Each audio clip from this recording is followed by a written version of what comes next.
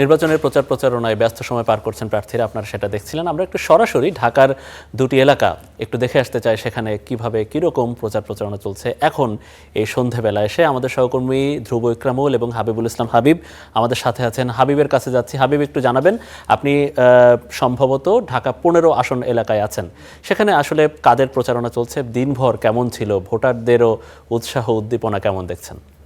মনির, আপনাকে ধন্যবাদ। আসলে আমি এই মুহূর্তে দাঁড়িয়ে রয়েছি রাজধানী ঢাকার মিরপুরের শেওড়াপাড়া যে মেট্রো স্টেশন, সেই মেট্রো স্টেশনের নিচে। এই এলাকায় মূলত জামাত আমিরের পক্ষে জামাতের নেতা কর্মীরা তার পক্ষে এখানে প্রচারণায় অংশ নিয়েছিলেন। তো তারা এখনও প্রচারণা করছেন। আমার সাথে রয়েছেন বাংলাদেশ জামাত ইসলামের কেন্দ্রীয় পরিষদ সদস্য মোহাম্মদ মোবারক হোসেন। আমরা তার কাছ থেকে একটু জানতে চাইবো আসলে এই এলাকায় তিনি কেমন সাড়া পাচ্ছেন। তার আগে একটু বলে রাখি যে এই আসনটিতে মোট প্রায় 3.5 লক্ষ ভোটার রয়েছে। তার মধ্যে ভোটারদের দ্বারে দ্বারে ভোটাররা বা যারা প্রার্থী তারা দ্বারে দ্বারে গিয়ে ভোট চাচ্ছেন। আমরা বেশ কিছু ভোটারের সাথে কথা বলেছি, তারা বলছেন যে আসলে এই এলাকার যেহেতু আমিরে জামাত তিনি এই এলাকার একজন শক্ত প্রতিদ্বন্দ্বী প্রার্থী এবং মূলত দুই শফিকের লড়াই হবে এখানে। বিএনপির যিনি ধানের শীষের প্রতীক নিয়ে লড়ছেন তিনি হচ্ছেন মোহাম্মদ শফিকুল ইসলাম খান মিল্টন এবং ডক্টর শফিকুর রহমান জামাতের আমির। এই দুই জনের মধ্যে মূলত হাড্ডাহাড্ডি লড়াই হবে। এই আসনে মূলত মোট 8 জন প্রতিদ্বন্দ্বী নির্বাচনে লড়ছেন। তো আমরা একটু কথা বলতে চাই মোহাম্মদ মোবারক হোসেনের সাথে, জামাতের কেন্দ্রীয় পরিষদ সদস্য। আপনার কাছ থেকে একটু জানতে চাইব জামাত আমিরের ব্যাপারে আপনারা যে প্রচারণা চালাচ্ছেন, একটু এক বাক্যে বলবেন যে কেমন সাড়া পাচ্ছেন, আসলে জয়ের ব্যাপারে কতটা আশা? ধন্যবাদ আপনাকে।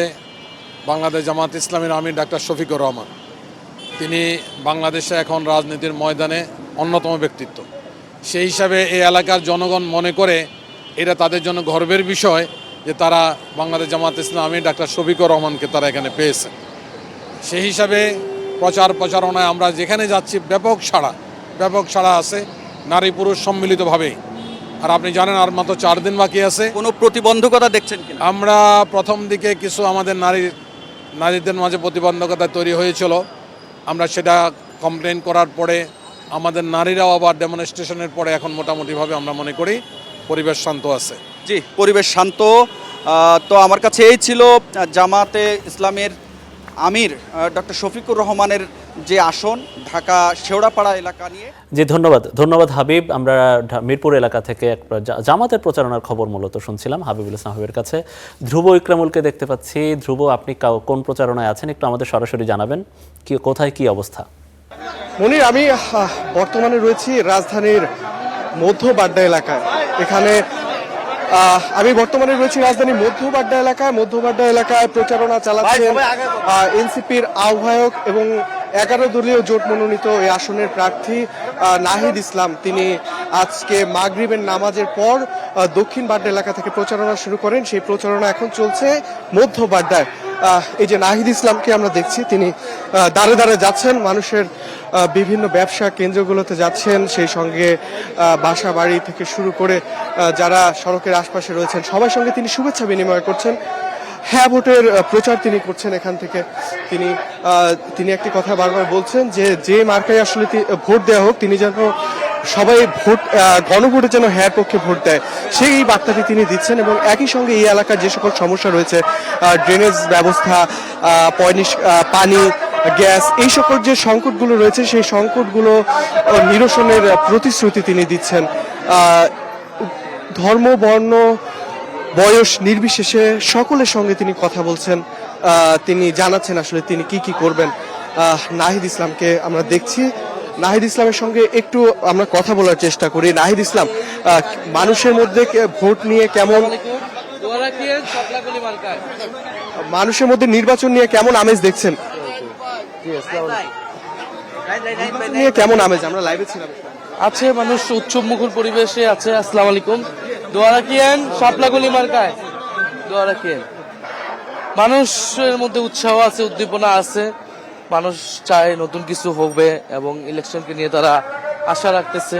আসসালামু আলাইকুম। ভয় আছে, কারণ মানুষ তো তার মত প্রকাশটা করতে পারতেছে না ঠিকভাবে। কথা বলছিলাম এনসিপির আহ্বায়ক এবং 11 দলীয় জোট মনোনীত ঢাকা 11 আসনের প্রার্থী নাহিদ ইসলামের সঙ্গে।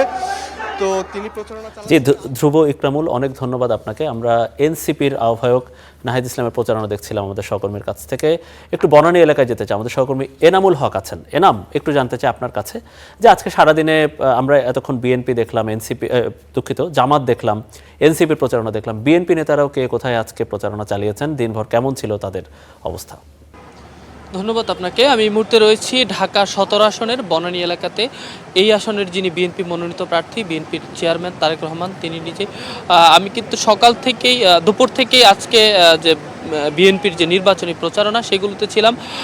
আমরা যেটি দেখতে পেয়েছি যে নির্বাচনী প্রচারণায় বিএনপির যারা প্রার্থী রয়েছেন, বিএনপি মনোনীত প্রার্থী রয়েছেন, তারা কিন্তু তাদের যে নির্বাচনী প্রতিশ্রুতিগুলো রয়েছে, ভোটের প্রতিশ্রুতিগুলো রয়েছে, সেগুলো কিন্তু দিচ্ছেন। আমরা এই এলাকার যিনি প্রার্থী রয়েছেন তার যে নির্বাচনী প্রচারণা সেটি কিন্তু তার যে নির্বাচনী কমিটি রয়েছে তারাই করছেন এবং তিনিও চেষ্টা করছেন খোঁজ খবর রাখার। আমরা যেটি দেখেছি এই এলাকার প্রার্থীর যারা পরিচালনা কমিটি রয়েছে তারা কিন্তু ভোটারদের কাছে যাচ্ছে, ভোটারদের কাছে গিয়ে তার যে নির্বাচনী প্রতিশ্রুতি সেগুলো নিয়ে যাচ্ছে। আমরা তাদের সাথে কথা বলেছি তার প্রতিশ্রুতিগুলো জানার জন্য। তিনি যেটি বলেছেন, এই এলাকার যে যানজট এবং আবাসিক যে সমস্যাগুলো আছে সেগুলোকে তিনি সমাধান করার জন্য কিন্তু কাজ করছেন। এই ছিল আমার কাছে দুপুর থেকে ঘুরে নির্বাচনী প্রচারণার সবশেষ। অনেক ধন্যবাদ এনাম। নিশ্চয়ই এরপরে প্রার্থীদের প্রচারণা সরাসরি দেখব আপনার মাধ্যমে। অনেক ধন্যবাদ এনামুল হক। আমরা রাজধানীতে প্রচারণার খবরাখবর বিভিন্ন জায়গা থেকে সরাসরি একটু দেখে নিলাম।